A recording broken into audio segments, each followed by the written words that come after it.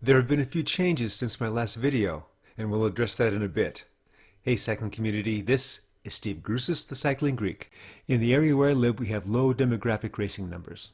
Still with that, we have three teams here that I would consider upper elite.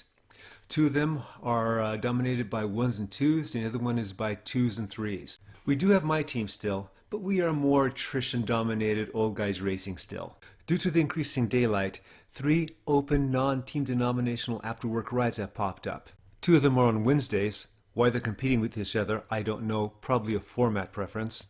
And this one on Thursday. With racing on hiatus for the time being, these fast group rides are very important to me. Racing is an important component in my training for nationals that'll be happening in August. In my younger Cycling Greek days, I was one of the strongest out here.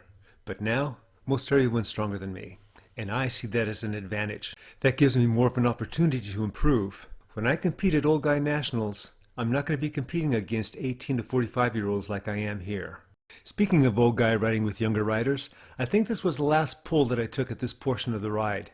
After that, I started hanging out at the back for as long as I could.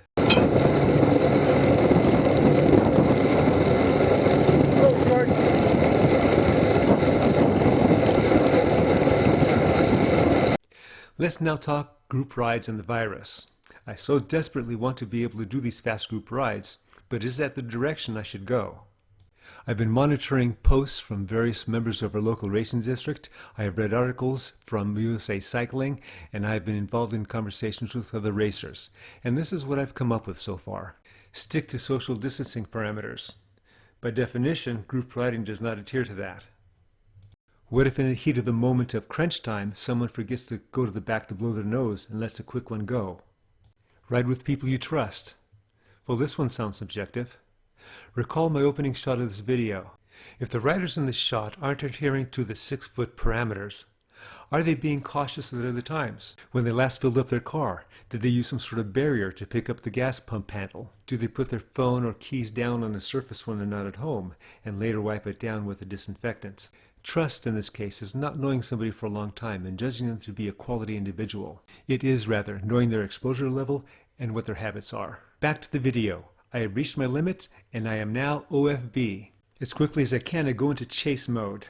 I know that once they reach the town of Friant, they're going to take a quick stop there to regroup before they race up the broken bridge wall. I don't want to race up the broken bridge wall with them because I'll get dropped right away. So my plan is to get there and start before they do. Speaking of elite local racers, I caught up to and started working with Morgan. She's back home after her University Long Beach State went online. Her junior resume includes 3 top 10 national results in duathlon and triathlon. Now she has transitioned over to track racing with a little bit of road. A little while later, we caught up to her dad. And then we caught up to another. And then I got dropped. Thankfully, they're all waiting for somebody who's fixing a flat. That'll give me a chance to get up this wall before they get me. And I do.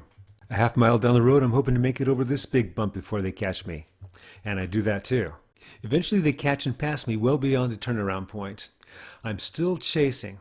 In fact, on the penultimate climb before the final uphill sprint at the turnaround, I'm aiming to catch these two. I never do, but that doesn't matter so much, as I was putting everything into it to try and connect. On the way back, once we passed the small town of Friant, we started to transition from endurance to race mode. I would work the pace line until I needed a rest, then I'd go sit in the back, and then when I recovered a bit, I'd go work the pace line again. This went on until the pace really picked up and they started doing a little bit of attacking. Then I was off the back. These group rides and races are an important component in my training plan. The question is, will I still be able to do these? In researching this question for this video and for my own edification, it was pretty obvious to me I've got to stop for a while. Even though I'm almost 65, I have a pretty healthy lifestyle. Still, 65 is 65. And if that virus gets in my lungs, that can cause lung damage, permanent lung damage. And there goes my racing. Not only that, the fetching Mrs. Cycling Greek, even though she's a lot younger than I am, and yes, I do rock, is subject to allergies and therefore asthma. She would be considered high risk in some circles. Now, if the virus took me out of the picture, the fetching Mrs. Cycling Greek would be taken care of financially. As an aside, I would have to make sure I was not worth more dead than alive. But what if I was younger? What type of financial stress, setting aside the emotional stress, would that put on my family? I hope you enjoyed this video and got something out of it. What are you going to do? Group rides? No group rides. If you're going to do the group rides, I'd be interested to hear from you. Comment below on why you're going to do them. Maybe there's something I missed in my research. I'm starting to work on a video on what I'm going to do in lieu of group rides, what I can do to simulate that kind of workout. In the meantime, check out the Strava for this ride I have linked in the description below. And remember, comment, like, subscribe, the Cycling Greek.